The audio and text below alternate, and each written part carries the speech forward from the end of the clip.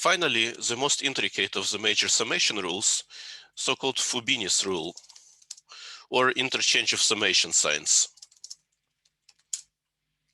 I will give an example that makes it particularly self-evident in a way, and I will state just one version of it. There are several. Again, you can find them all in the notes, at least the ones that we're going to use.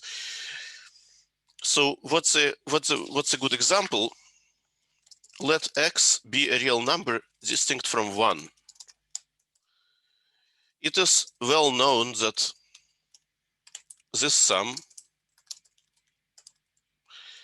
equals x to the n plus 1 minus 1 over x minus 1 for each m and n.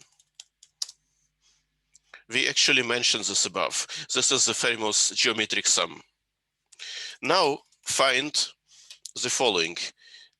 0 plus 1x plus 2x squared plus 3x cubed plus and so on plus mx to the m. So it's like the series, except that every power here gets also multiplied with the exponent. And I'm going to make my life a little bit easier by renaming this as n. So let n be a non-negative integer. We have to find the sum. And also, it's a bit easier to get rid of the 0. I mean, it's a 0. We can throw it away.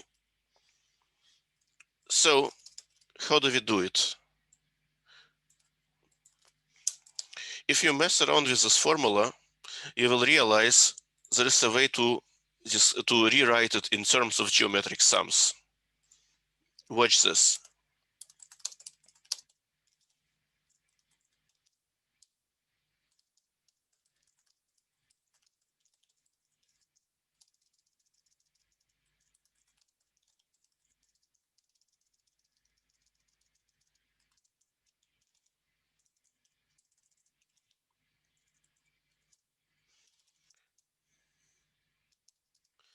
So what you have here is a triangular table of numbers being added together. Here I've aligned them. X appears once, x squared appears twice, x cubed appears 3 times, and so on all the way until x to the n, which appears n times. So if you sum them by columns, you get exactly 1x plus 2x squared plus 3x cubed plus and so on plus nxn. But now let's sum them by rows. So the first row sums up to this here, x plus x cubed, 2 plus x cubed plus and so on plus xn. And one way to restate it is we factor out the x. And recalling this formula, we can rewrite this as x to the n minus 1 over x minus 1. Now let's do the second row. Here we can factor out nx squared, and we get 1 plus x squared plus and so on plus x to the n minus 2. Again, using this well-known formula, this simplifies to x to the n minus 1 over x minus 1. And so on. Every row is really a geometric sum, except that it has a factor of x to the something. All the way until the last row, which is just a single x to the n, but you can, of course, rewrite it as x minus 1 over x minus 1. And at this point, we are in a situation where it's easier to use a summation sign. So sum from I equals 1 to n, x to the I times x to the n plus 1 minus I minus 1 over x minus 1. And from this point, it's a computational bash. So we take the x minus 1 out of the sum. Then we expand this. Not forgetting the parentheses. Then we split the sum into 2 because there is a subtraction here.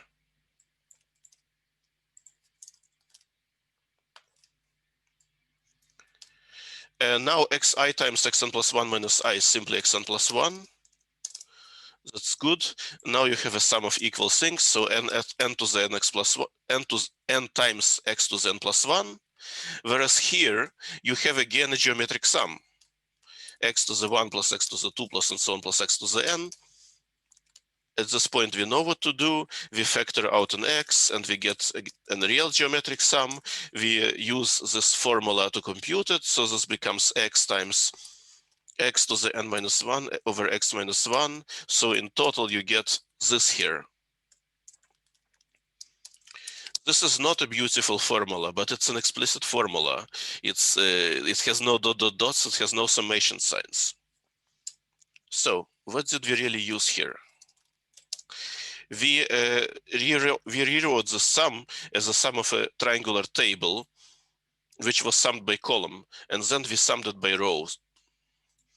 So if you try to restate this in terms of indices, in terms of summation signs, here is how it looks like. So this here is sum from I equals 1 to n, I x to the I. Or let me use j better. And we notice that x to the j times x to the j is simply x to the j plus x to the j plus x to the j times. In other words, it is a sum of j many x to the j's, and here's a way to rewrite it. I'm gonna zoom in because this is fairly small print. It's a sum of x to the j for I going from 1 to j. So we have restated, we have rewritten our sum as a nested sum. That was this table. And now what we did is we swapped the two summation signs. Magically or not, this here became this here. This corresponds to summing this over this table over the rows instead of over the columns. Who allowed us to do this?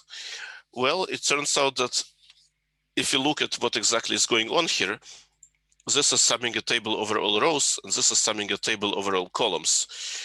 Or if you don't want to arrange them in a table, you can just say this. Both sums are really summing over the same pairs of ij. This one is just going by the value of j first, and this is going by the value of I first. What pairs?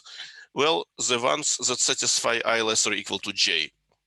And I realize that I made a typo here. So if you want to sum over all pairs satisfying I less or equal to j, either you first choose the I, and then j has to go from I to n, or you first choose the j, and then I goes from 1 to j. So, and I should say what was being summed. So this is what we actually did here. And if you look at this, so this is of course x to the I plus x to the I plus 1 plus and so on plus xn, which is x to the I times x to the 1 plus x squared plus and so on plus x to the n minus I. And as we know, it's this. So we have ended up exactly where we ended up before. So what's the principle that we used here?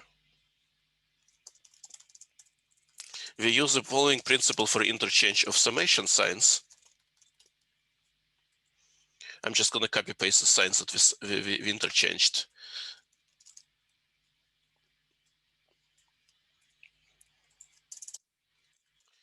Whenever you have this kind of two summation signs, you can change them into this because they're summing over the same pairs. And similarly, you have other rules, like if you have a sum from, let's say, j equals 1 to n, sum I equals 1 to m. So these are two sums that are completely independent of each other. Here you have the index of the first and the bound of the second, but here they're completely unrelated. Then you can simply interchange them. That's because you can. That's the case of a rectangular table. And finally, if you have j equals 1 to n, I equals 1 to n minus j, you can turn it into I equals 1 to n and j equals 1 to n minus I. And furthermore, you can actually use any two finite sets. So for example, Here is another valid interchange of summations. More as usual in the notes.